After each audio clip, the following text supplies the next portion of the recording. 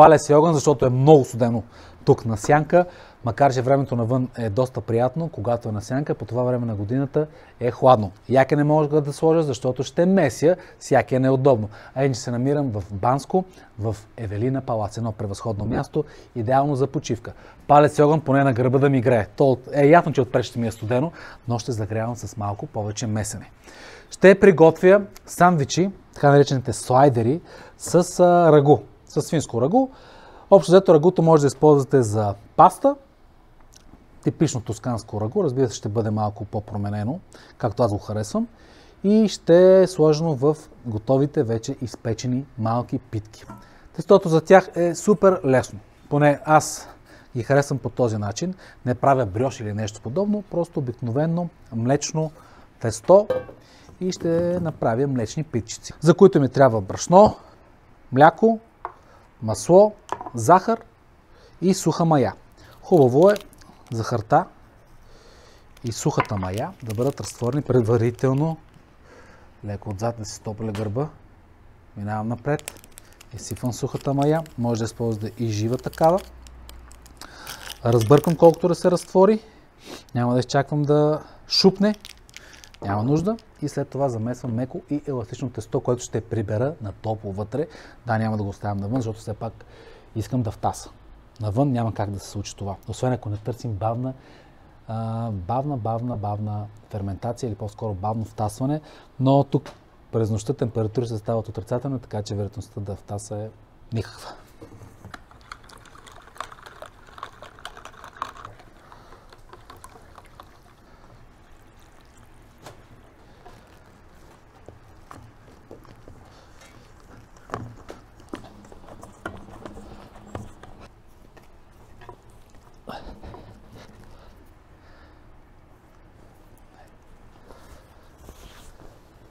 Докато тестото втасва, ще направя така нареченото рагу.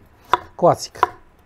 Моркови, лук, целина. Ще добавя и няколко скелетки чесън. Ще запържа всичко на сравнително ниска температура. Искам леко да омекне, да започне да се карамелизират. След това ще добавя месото. То е свинско от плешка, съмляно предварително. Разбира се, това рагу може да бъде приготвено с дивеч.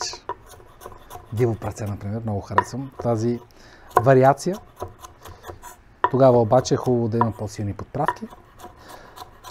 Аз се чуя дали да сложа розмарин.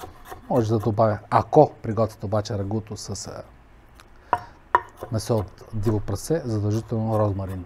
Повече мащерка, повече чесън, повече вино. То виното никога не е в повече, но хубаво е наистина да налеете червено вино в ястието в по-големи количества. Сега, лука ще нарежа по същия начин, както режа и морковите, наситно, и след това започвам запържването. Включил съм вече котлона, между другото запуши. Ще го намаля, за да не изгори. Ще го изключа, тъй като съда е с дебело дъно. Загрява се твърде много.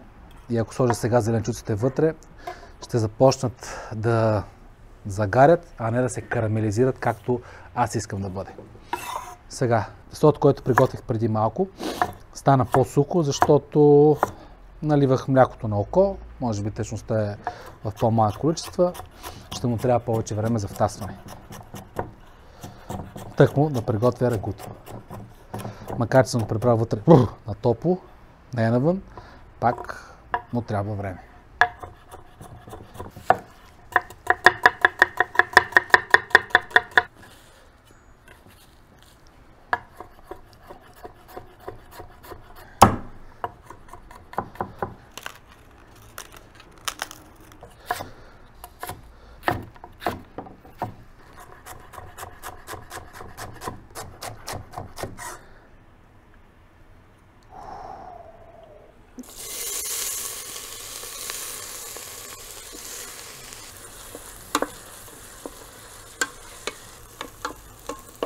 Зеленчуците се позапържиха, време за месото.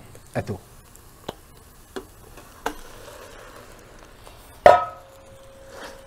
Ще трябва да го бъркам постоянно, за да се получат малки фини трохи. В началото ще се появи тежест, това е водата, която месото ще пусне. След това тя ще се изпари и месото ще се запържи. Трябва да се получи карамелизация. Чак тогава ще добавя или по-скоро ще налея виното. Домашно, червено и много вкусно. После идва ред на поправките. За финов лист мащер. Казах ви за розмарина, може да сложа, може да не сложа. Въпрос на ако ми хареса аромата, няма да добавям розмарин. Ако усетите, че има нужда от още малко поправки, тогава ще пусна един стрък и след това ще го отстраня. Сол, черен пипер и домати от консерва на купчета. Тези са доста според мен, ще преценя, да речем половината от тях, може би ще вляза вътре, а може и цялото количество да изсипя.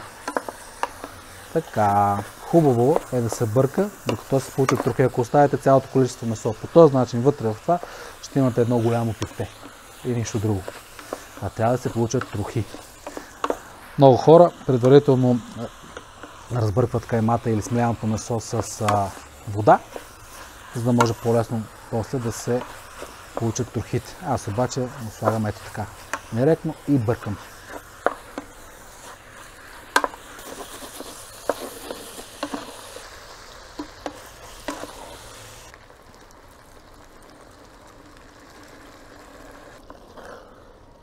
Рагу. Вкусно.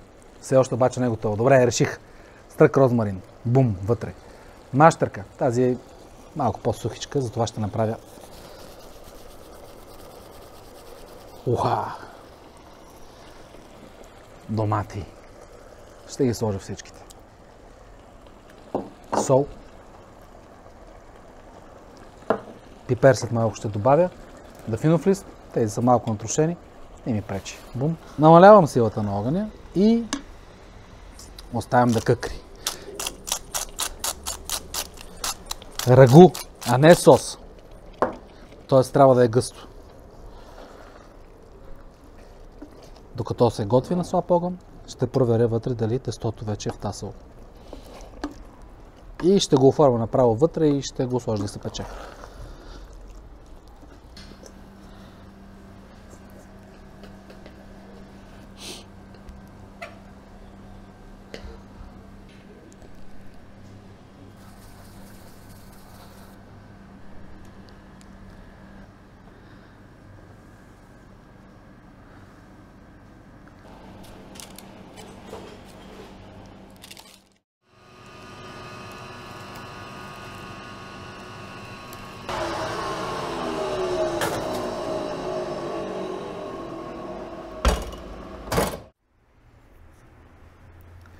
Хляба е готов, рагуто също. Хляба може да го хапвате с всичко.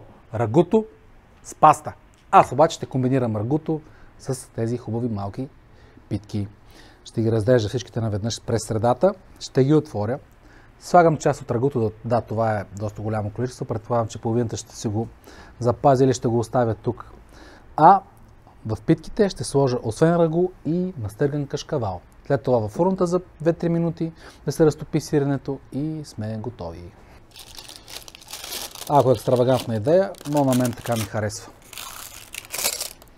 Гледате на тези ястия като две отделни. Тоест това хляба не е ястие, но може да бъде част от такова. Ето вижте.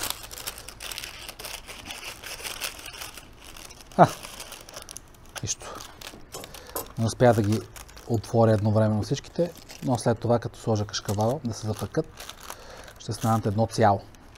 Страхотен аромат.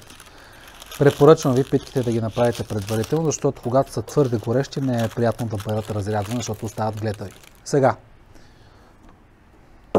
Рагуто. Тук всичко бързо изстива. И аз дори. Отсеждам хубаво и слагам върху питките. Има един сандвич, казва се Sloppy Joe. Така нещо се казваше. Това е нещо подобно.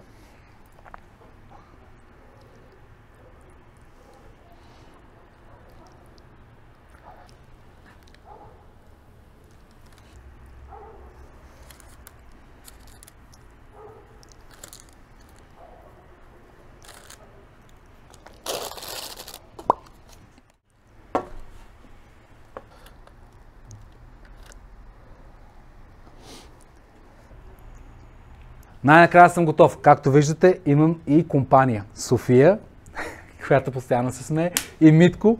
Гости на хотел Евелина Палас. Те сега ще кажат дали им харесва. Между другото, фен на Ливърпул, като мен. Ще пробваш ли? Да.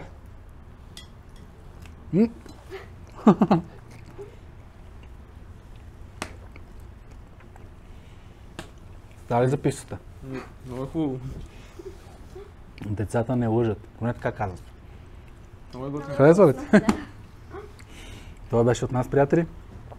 Гледайте ни отново следващия път. Anywhere Cook, не забравяйте. Пука огъня.